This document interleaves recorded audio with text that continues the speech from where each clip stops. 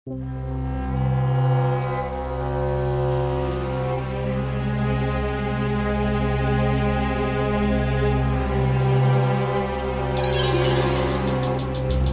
still get nightmares. Here we are again.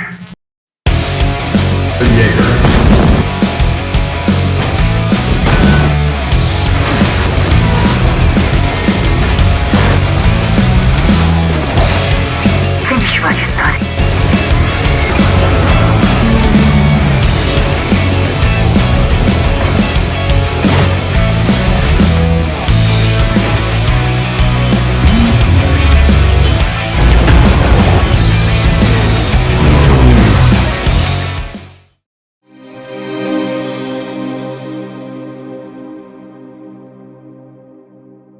Di film sebelumnya, para alien yang bernama Prekursor berusaha menguasai bumi dengan menciptakan kaiju. Usaha mereka berhasil dihentikan oleh pengorbanan Stacker Pentecost dan juga Chuck Hansen. Rupanya Stacker punya anak bernama Jack Pentecost. Pepatah buah jatuh tidak jauh dari pohonnya tidak berlaku bagi Jack. Si bocah ini hobinya party, kobam, perkimpoyan, penipuan, bahkan pencurian. Seperti pada kasus di bekas hanggar Jaeger di Santa Monica. Banyaknya orang yang pengen bangun Jaeger sendiri jadi ladang duit buat Jack. Dia pandu 3 orang berkele untuk curi spare part demi dibayar mahal. Masuk ke dalam Jaeger, Jack coba bobol pintu buat ambil kapasitor. Begitu pintu terbuka, mereka pun langsung masuk ke dalam. Tapi kapasitornya udah nggak ada. Padahal dari alat detektor Jack seharusnya masih di situ. Para begundal yang merasa ditipu bersiap mengeksekusi Jack. Mendadak dari detektor Jack tahu kalau ada orang yang baru aja ambil kapasitornya. Merasa ada harapan, Jack pun mengajak mereka buat kejar orang tersebut. Rupanya para begundal malah dia kurung di dalam. Namun gak jauh pergi dia kembali bertemu mereka.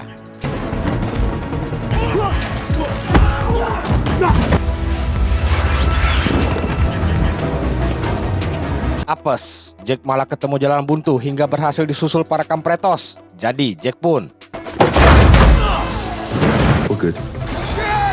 iya, gak mungkin dong tokoh utama mati di awal film. Setelah beresin 3 coro itu, Jack berusaha kejar pencuri kapasitornya. Dari ketinggian, Jack lihat seseorang dengan hoodie mencoba kabur. Gak mau nyerah, sebagai penggemar Jackie Chan dia pun bersiap meniru aksi idolanya. Sayangnya dia pau, sehingga si pencuri berhasil kabur biarpun dikejar penjaga. Paginya, si pencuri sampai ke persembunyiannya dengan membawa kapasitor. Dan jeng-jeng, Jack berhasil buntuti dia. Masuk ke dalam, Jack lihat banyak artikel tentang perang antara Jaeger dan kaiju dulu di dinding. Puas lihat artikel, Jack jalan ke dalam sampai tiba di suatu ruangan yang terdapat sebuah Jaeger mini. Waktu Jack dekati, tiba-tiba rupanya si pencuri adalah seorang bocil ciwai bernama Amara. Amara ini bukan sembarang bocil karena Jaeger bernama Scrapper itu dia bangun sendiri dengan spare part curian. Mendadak mereka dengar suara sirine polisi di luar. Amara yang gak mau sampai ditangkap tanpa pikir langsung masuk Scrapper dan berharap kapasitor curiannya itu berfungsi. Ternyata berhasil nyala. Gak taunya si Jack ikut masuk buat cari aman. Jack cari pot untuk pilot kedua Jaeger tapi Amara bilang Scrapper ini kecil jadi bisa dioperasikan dengan 1 pilot. Tahu itu Jack minta biar dia yang piloti tapi Amara gak mau. Jadi dia pun langsung terobos keluar.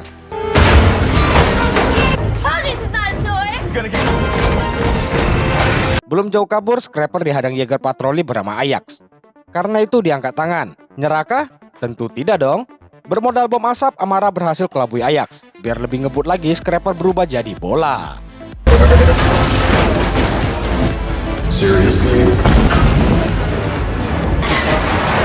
Mereka berhasil sembunyi ke dalam gedung runtuh. Si Amara pikir udah berhasil lolos, sayangnya Ajax tidak segoblok itu. Di keadaan terpojok, Jack minta Amara lompat ke kepala Ajax agar dia bisa setrum Ajax pakai baterai Scrapper.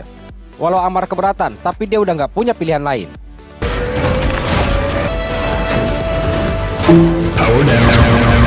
Mereka berhasil lagi loloskan diri. Sayangnya, daya pada Scrapper langsung turun drastis akibat kehilangan 1 baterai tadi. Udah gitu, sistem Ajax kembali pulih dan berhasil susul mereka. Merasa masih sanggup, Amara coba kabur, namun kali ini bisa dilumpuhkan Ajax dengan jaring listrik. Oi, keluar. Itulah pesan Ajax ke Amara dan Jax agar mereka bisa dibawa ke tempat yang semestinya. Dalam sel, kedua orang stres ini mulai adu congor tanpa pembahasan penting. Lalu Jack tanya buat apa dia bangun Jaeger. Amara bilang buat jaga diri sendiri sebab dia merasa suatu saat nanti kaiju bakal muncul lagi. Setelah pembahasan itu, 2 Pak Pol datang dan bawa Jack ke ruang interogasi kosong. Mendadak muncul hologram Komori yang kini menjabat sekretaris jenderal. Berhubung dia adalah anak sambung Stacker, berarti si Jack ini adiknya. Si Jack sendiri udah sering ditangkap dan ditolong Mako. Kali ini pun demikian, Mako siap bantu tapi dengan syarat, yaitu dia harus balik ke sekolah pendidikan pilot Yeager bernama Moyulan. Mako minta dia balik bukan sebagai siswa, melainkan seorang ranger yang akan bantu melatih para pilot muda. Daripada masuk penjara, Jack mau gak mau turuti maunya Mako. Dan dia balik ke Moyulan tidak sendirian, melainkan bersama seorang rekrutan baru yang tak lain adalah Amara. Karena dia dianggap berpotensi sebab bisa bangun dan pilot Yeager. Lagi asik jalan, Amara dikagetkan kemunculan Yeager Valor Omega yang numpang lewat serta kehadiran Scrapper yang gak ada keren-kerennya. Lalu nongol seorang ranger sekaligus pilot Yeager bernama Lambert yang merupakan musuh bebuyutan Jack. Jack yang dipanggil dengan nama Pentecost oleh Lambert membuat Amara kaget. Kok bisa bentuk kayak kau gini anaknya sang legenda itu? Malas jawab, Jack cuma bilang, di skripnya begitu, mau gimana? Sebelum dibawa ke kabin, Lambert ajak mereka ke hanggar buat pamer Yeager. Ada Bracer Phoenix yang dipiloti 3 orang. Ada Saber Athena, sang Yeager tercepat di dunia pengganti Eureka Striker. Dan Yeager yang diciptakan untuk menghormati jasa Gypsy Danger, yaitu Gypsy Avenger.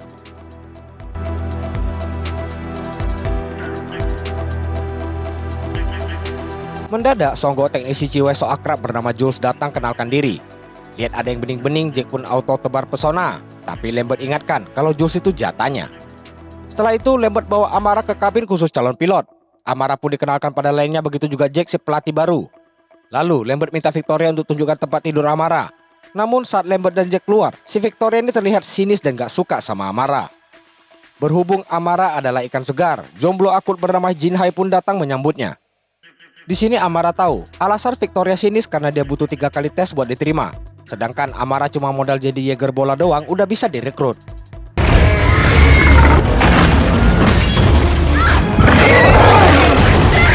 Simulasi pertarungan Yeager Amara berakhir berantakan. Karena itu dia mendapat sindiran dari Lambert yang pikir Amara jago. Dia gak tinggal diam dan berusaha membela Amara yang masih muda. Bagi Lambert itu bukan alasan. Justru di usia muda lah mereka harus ditempa agar penyatuan sarafnya bisa kuat. Gak mau ribut depan calon pilot, Jack memilih pergi untuk mengakhiri perdebatan.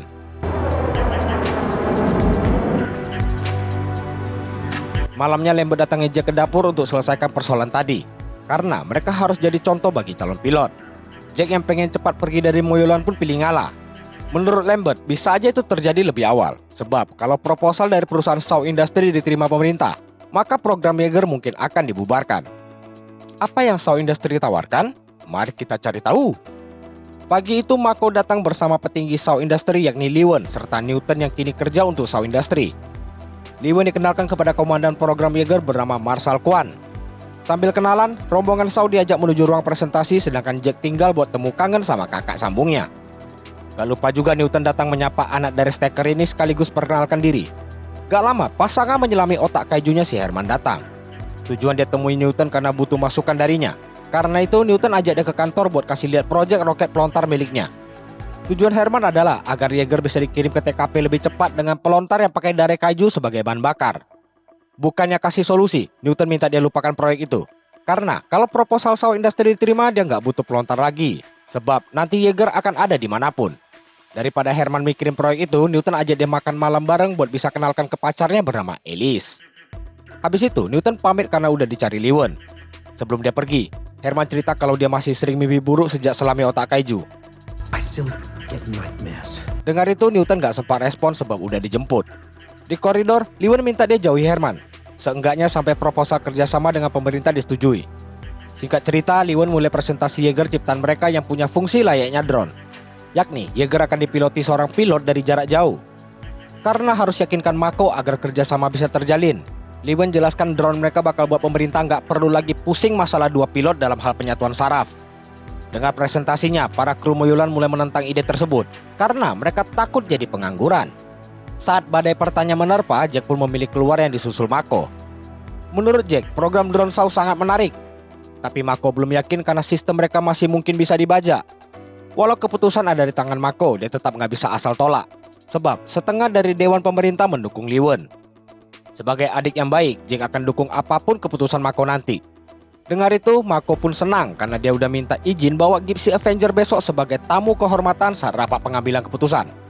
Itu artinya Jack akan menjadi pilot Gypsy bersama Lambert. Walau sebenarnya ogah, tapi demi Mako dia pun harus lakuin.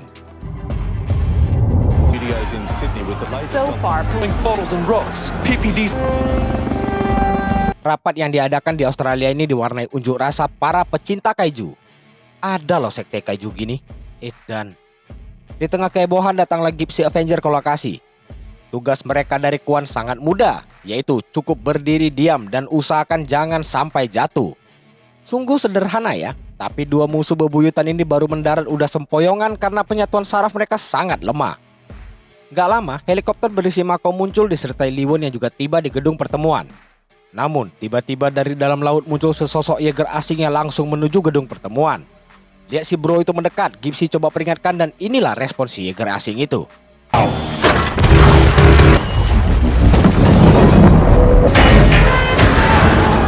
Liwon nyaris penyet kalau bukan berkat Gypsy. Meriam pertahanan yang nyerang juga dengan mudah disapu rata si Yeager asing. Mako yang sadar sumber energi si Yeager berasal berusaha kasih tahu Jack. Sialnya, sinyal komunikasi mereka diputus si Yeager. Bahkan, Yeager itu tampaknya berniat membunuh Mako. Untung lemparan helipad Gypsy masih bisa gagalkan tembakannya. Karena itu, adu kungfu pun terjadi, di mana Gypsy cuma dibuat jadi Sansa.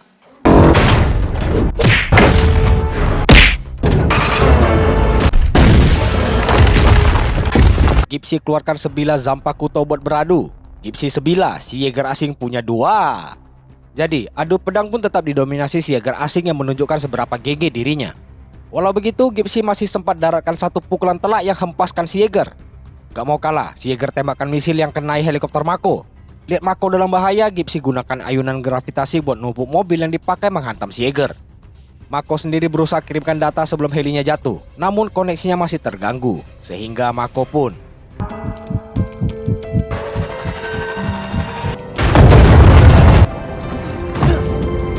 Jack lari menuju lokasi heli jatuh berharap Mako selamat. Di sisi lain, si Yeager asing lihat Yeager bantuan tiba di lokasi. Karena itu dia terpaksa mundur daripada dikeroyok bak maling ayam.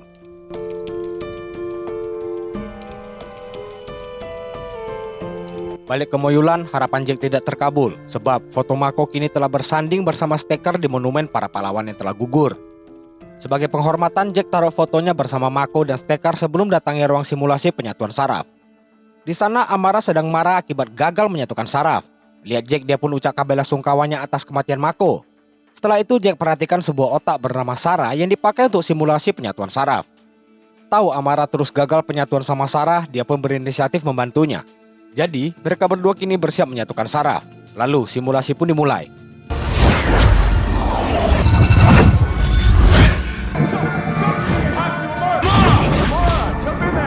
Amara terjebak ke dalam ingatan lamanya, di mana saat berlibur ke pantai bersama keluarganya, mendadak seekor kaiju busuk muncul.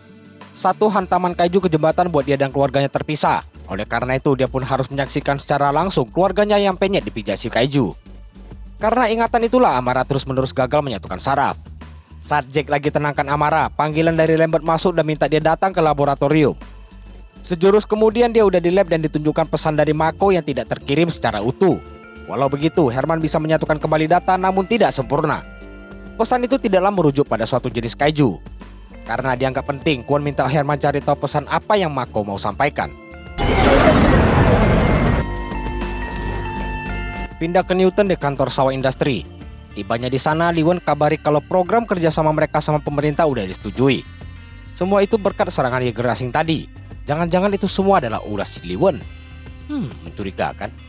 Lalu Liwon tambahkan, dalam 48 jam semua drone udah harus diluncurkan. Hal itu Newton anggap mustahil, tapi Bu Bos turun Tita, anak buah pun harus siap kerja. Biarpun drone yang harus diluncurkan berjumlah ratusan.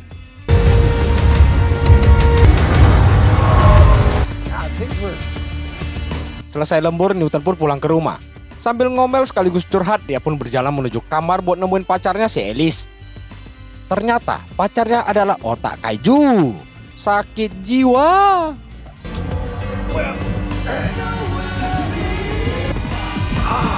Kamara, Yeager asing itu dinamakan Obsidian Fury oleh media. Kejadian di Australia ditanggapi beragam oleh Meilin, Renata, Suresh, serta Jinhai.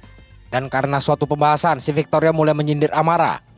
Gak suka disindir, Amara pun membalasnya. Sehingga pertempuran antar bocil ciwa ini pun berlangsung dan dimenangkan oleh...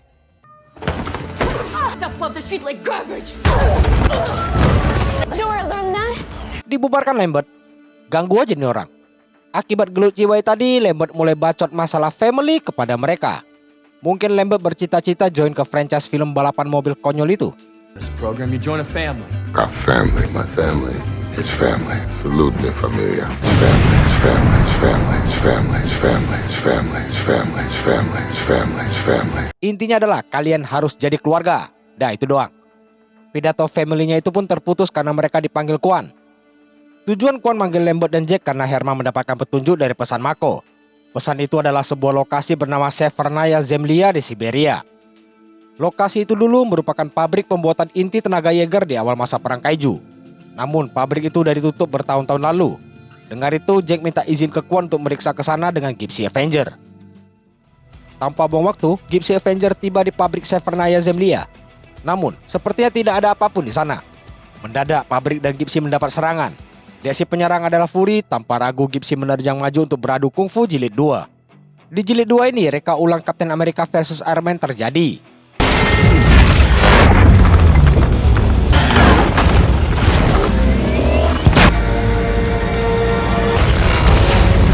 Buat lolos, Gypsy masuk ke bawah es.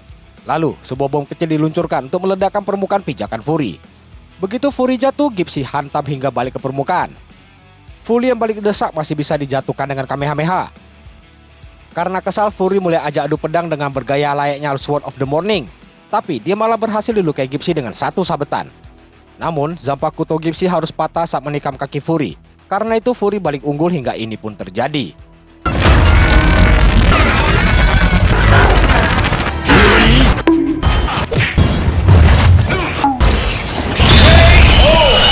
Fury akhirnya berhasil dikalahkan. Sang pilot tidak merespon saat diminta keluar oleh Gypsy, sebab Fury memang tidak punya pilot.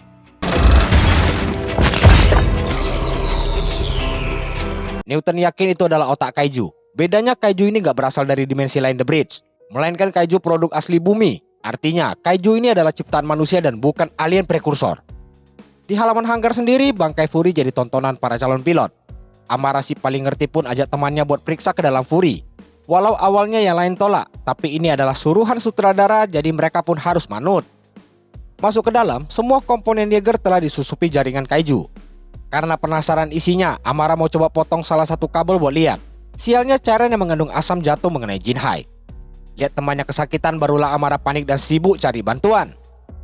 Akibat kejadian tadi, Amara dianggap sebagai biang kerok masalah dan harus dikeluarkan dari program calon pilot. Jack tahu Amara kecewa, jadi dia mulai cerita masa dia dulu dikeluarkan sebagai pilot Jaeger. Orang yang keluarkan dia adalah sang legenda Staker Pentecost alias papanya sendiri. You shut up! Karena Jack yang pengen buktiin kalau dia jago, coba pilot Jaeger sendirian. Baru juga 2 langkah dia udah keburu pingsan. Intinya adalah jangan merasa paling pintar kalau memang gak punya kemampuan. Ini gak sesuai dialog sih, cuma aku senang aja nyinyir. Sebelum Jack pergi, Amara bilang teknologi dari Fury berasal dari Shaw Industry. Berdasarkan pengalamannya maling spare part Shaw Industry, dia pun sangat yakin dengan apa yang dia lihat. Atas dasar bocoran dari Amara, Lambert dan Jack minta bantuan Herman. Bukan buat meneliti sesuatu, tapi Herman mau dikirim ke markas Shaw sebagai agen rahasia.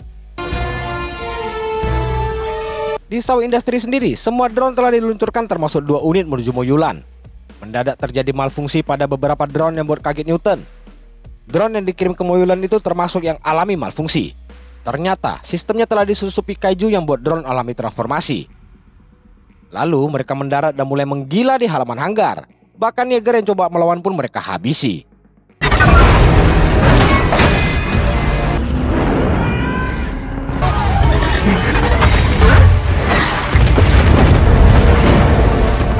Keadaan menjadi kacau seketika. Para Jaeger berhasil dilumpuhkan, bahkan nyaris menimpa Lambert andai nggak ditolong Jules. Sementara itu, Newton yang lagi bingung ditarik oleh agen Herman. Herman ajak Newton hentikan Liwon yang dianggap dalang dari semua masalah. Belum sempat kasih jawaban, mereka berdua keburu ditodong penjaga. Kemudian mereka pun dibawa ke suatu tempat dengan lift. Herman yang punya pengalaman di The Night Watch ini pun mulai beraksi layaknya pendekar. Welcome to that dead. Not now.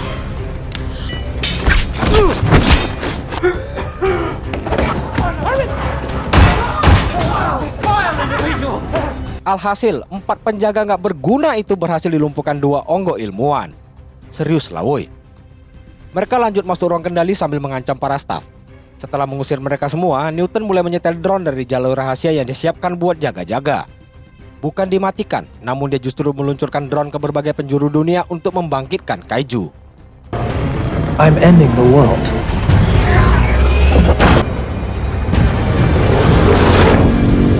Kabar kemunculan kaiju sampai ke Quan, dan inilah yang terjadi waktu dia lagi infokan ke para pilot Jaeger. Ternyata Newton adalah dalang di balik semua kekacauan ini, sebab dirinya yang sekarang udah dibawa kendali prekursor sejak menyelami otak kaiju. Tahu itu, Herman coba minta dia lawan kendali prekursor, namun hasilnya sia-sia. Di saat bersamaan, Liwen muncul sambil menodong Newton. Liwen yang merasa dibodohi pun berniat menembak Newton, tapi usahanya digagalkan Herman. Bagi Herman, itu bukanlah Newton melainkan prekursor. Di sisi lain, drone kaiju berhasil masuk ke hanggar Jaeger. Di sana, para calon pilot dan ranger bertemu. Jack serta Lambert yang bersiap menuju Gypsy dikagetkan panggilan dari Herman. Herman kabari mengenai ulah si Newton, dan sekarang Liwen lagi berusaha mematikan sistem semua drone. Dia harus cepat karena satu persatu kaiju mulai bermunculan. Di hanggar sendiri, sebuah drone berhasil dihancurkan Phoenix. Lihat sohibnya hilang kepala, Phoenix pun dihabisi dengan cara yang sama. Di saat itu jugalah Liwen berhasil mematikan para drone.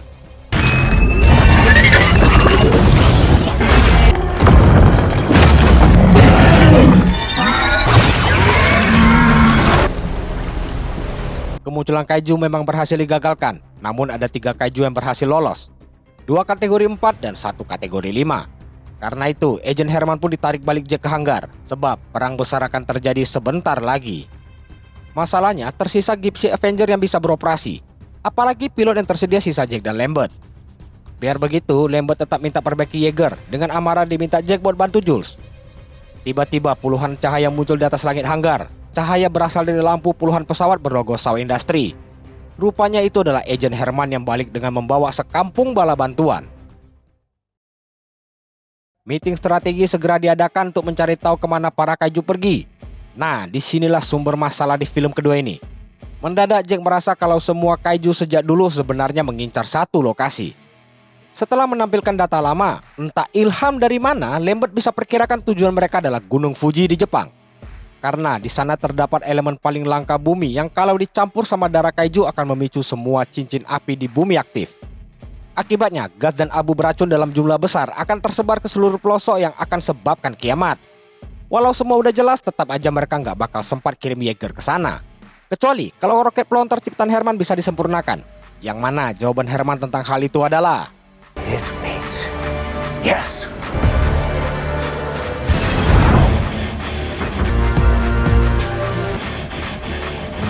Saber, Phoenix, Guardian Bravo, serta Gypsy siap diterjunkan. Sebelum mereka berangkat, Jules cosplay jadi buaya darat betina dengan cuap-cuap kedua pejantan tangguh itu. Mamma mia, main kali wak perempuan ini. Sekarang masalah pilot, dan pasti udah ketebak. Yap, para bocil diminta bersiap piloti Jaeger menuju medan perang mencegah kiamat. Sebelum berangkat, mereka dikasih pidato yang menurutku sama sekali nggak ada keren-kerennya. Apalagi dibandingkan pidato Stacker dulu. Today we are canceling the apocalypse! Jadi, kita skip ke persiapan tamasya mereka menuju Jepang. Ignition.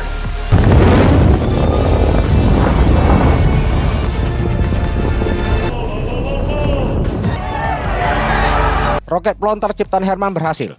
Selagi para Jaeger OTW, geng kaiju udah mulai merusuh di kota seenak jidatnya. Gedung dihancurkan, aspal dijebol, manusia dipenyetin. Pokoknya trio ini udah si paling barbar lah. Tapi perjalanan si trio harus terhenti karena 4 Jaeger udah tiba di Jepang tanpa visa. Dengan dikomandoi Herman, para Jaeger mulai menargetkan musuh. Begitu selesai pembagian, saatnya serbu.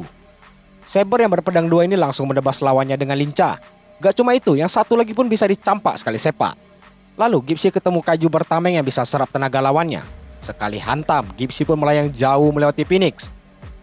Nasib Phoenix sama aja, saking jauhnya dia dicampak sampai menabrak Bravo hingga tersungkur. Lalu, gak mau malu di hadapan pilot muda, Gypsy pakai ayunan gravitasi buat jatuhkan gedung ke arah kaiju tameng. Gak cuma satu, Gypsy terus jatuhkan sampai si kaiju tameng gak berdaya. Kaiju lain yang niat bantu masih bisa dihadang Saber. Namun, kaiju ekor duri datang meramaikan suasana dengan mendorong Saber. Lihat temannya kewalahan, Victoria masuk ke kokpit senjata Phoenix buat ngebantu. Begitupun Bravo yang datang menghajar kaiju dengan modal pecut. Yeah, that's right. Namanya bocil, menang dikit langsung auto gaya. Padahal kaiju tadi bukan kabur, melainkan coba menyerang Phoenix dari belakang. Dengan sigap dan ketawa ala psikopat, Victoria terus tembaki sang kaiju tukang bokong. Dengan demikian, para Jaeger pun mulai mendominasi.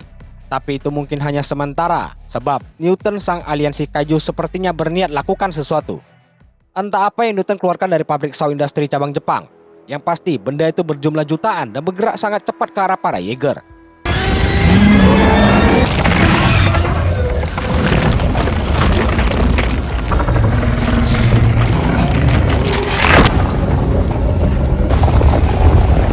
Tada! Jadi besar. Newton kirim para robot kecil buat lakukan operasi untuk menyatukan 3 kaiju jadi satu. Karena itu Jack ajak serang bersamaan dengan semua ulti yang mereka punya.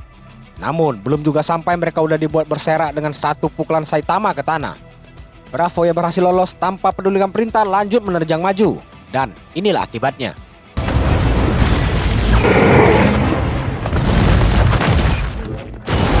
Malah berakhir jadi baling-baling bambu. Bahkan Sures harus meregang nyawa atas kejadian tersebut. Kini tersisa Gipsy, Phoenix, dan Saber. Buat cari kelemahannya, Jack minta data dari ruang kendali.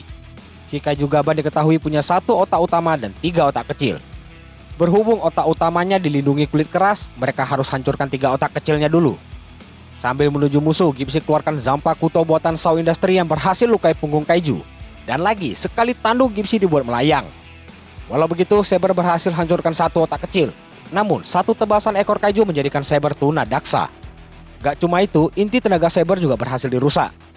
Kemudian Phoenix maju dengan gadanya. Setelah itu nasibnya lebih buruk karena habis dimutilasi yang buat para pilot kabur dengan kapsul evakuasi. Para Jaeger cuma buat si kaiju menguap ngantuk karena gak ada perlawanan. Jadi si kaiju gak mau buang waktu dan langsung menuju Gunung Fuji sambil lewati Amara. Gipsy yang coba kasih perlawanan tetaplah gak berdaya di hadapan kaiju Gaban ini. Kamehamehanya dibalas 1 tusukan ekor yang menembus kepala hingga melukai Lambert. Lalu 1 kibara mengiring Gipsy tumbang dengan menyisakan 1 pilot yakni Jack. Mendadak si kaiju mengarah ke Newton. Setelah saling menatap, si kaiju pun kembali menuju Gunung Fuji. Di sisi lain, Liwon tampak sedang mengerjakan sesuatu. Balik ke Jack yang coba pilot Jaeger sendirian. Berhubung dia bukan relik ataupun stacker, jadi dia nggak bisa gerakin Gipsy sama sekali. Lihat itu, Amara pergi ke arah Gipsy dan minta Jack bersiap. Dengan pede dia coba lompat ke dalam Gipsy, namun untung masih bisa disambut, sehingga pergantian pemain pun terjadi di kubu Gipsy. Lambert yang kini cuma beban pun dicampak keluar dengan kapsul evakuasi. Dan iya, ini dia Gipsy versi lemes. Selagi mereka lemes-lemesan, si kaiju mulai hiking ke puncak Gunung Fuji. Tahu itu, Jack minta posisi roket pelontar yang masih ada bahan bakar. Jack mau lontarkan Gipsy ke angkasa untuk dijadikan bom menghantam kaiju. Sialnya, lokasi roket tersebut terlalu jauh. Namun, sang pahlawan sejati di film ini pun muncul, yakni Scrapper.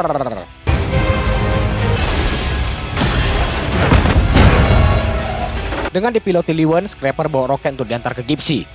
Bermodal kaki pendeknya itu, Scrapper berhasil tiba di lokasi Gipsy. Gak cuma jadi kurir, Scrapper juga nyambi jadi tukang las. Dengan lincahnya dia mulai las tangan Gipsy ke roket pelontar dan dalam sekejap, tangan Gipsy pun menyatu dengan roket.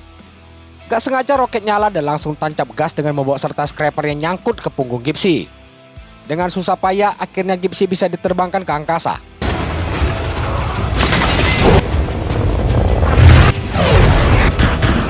Setelah bahan bakar habis, Gipsy pun terjun bebas layaknya bom. Karena arahnya salah, mereka pakai Kamehameha buat balikan ke jalur yang tepat. Setelah itu, Amara lompat ke Jack sebab kapsul evakuasi sisa 1. Tapi kapsul evakuasinya rusak sehingga mereka harus pasrahkan diri demi selamatkan dunia. Kan ada si Jaeger boncel di sana. Beres bolongin punggung Gipsy, Jack dan Amara pun masuk ke dalam Scrapper. Sementara itu, kaiju sampai di puncak Gunung Fuji cuma untuk ditabrak Gipsy.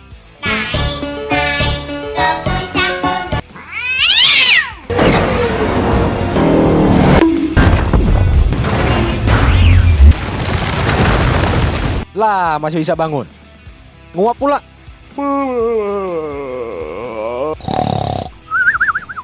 Sepertinya si kaiju udah terlalu ngantuk, jadi dia pun tidur untuk selamanya. Demikianlah Liwon sang penyelamat dunia yang sebenarnya, tanpa kesampingkan jasa Jack dan Amara. Suka-suka aku gitu. Jangan lupakan Lambert yang lagi. Plan B, always a plan B. Anyone who's listening. Newton juga berhasil diamankan. Di akhir film, Jack dan Amara yang selamat lagi jalan turunin gunung. Dan untuk merayakan kemenangan ini, mereka pun bermain perang bola salju. Tamat? Belum. Di credit scene, Jack datangi Newton yang ditahan. Jack mau sampaikan pesan ke prekursor, yaitu mereka nggak perlu repot-repot ke bumi karena manusialah yang bakal datangi mereka. Tamat. Selesai sudah Pacific Rim Uprising. Secara pribadi, aku jauh lebih suka yang pertama. Yang kedua ini bukannya nggak bagus sih, cuma ceritanya dangkal dan nggak sekeren yang pertama. Terutama adegan yang mereka tahu kaiju menuju Gunung Fuji itu benar-benar ngerusak cerita yang udah dibangun di film pertama. Sama ini, Yeager di film kedua kayak jadi lebih nggak berkualitas gitu. Di film pertama, pilot itu harus jago banyak bidang di luar penyatuan saraf. Ini bocil-bocil aja bisa kendalin Yeager selincah itu. Sama yang terakhir, adegan post credit itu sebenarnya buat arakan ke film ketiga. Sayangnya film ketiga nggak bakal dibuat karena beberapa alasan. Salah satunya film kedua ini banyak dikritik dan dianggap gagal. Tapi siapa tahu ada yang mau buat atau di remake. Semoga lah. Sampai sini aja video kali ini. Sampai jumpa di video lainnya. Dadah.